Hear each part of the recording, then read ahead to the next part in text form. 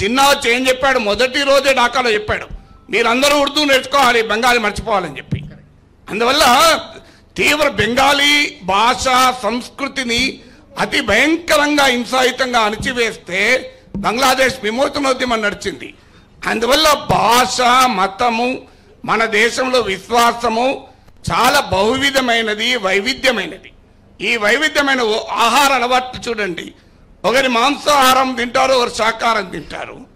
కానీ ఏది మంచి ఆహారం అని ప్రజలకు చెప్తే నేను పూర్తి శాకాహారిని, నేను మైనారిటీని, నేను ఈ దేశంలో మైనారిటీ ఆహార విషయంలో. అందువల్ల ఎవరి ఆహార అలవాట్లు వారు. సో అందువల్ల ఎవరి సంస్కృతి సాంప్రదాయాలు వారు.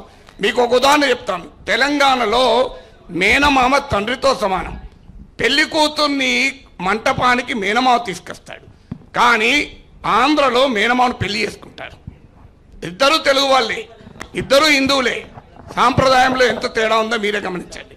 అందువల్ల ఇంత వైవిధ్యభరితమైన దేశంలో సో ఏ ఆధిపత్యము మంచిది కాదని నా అభిప్రాయం.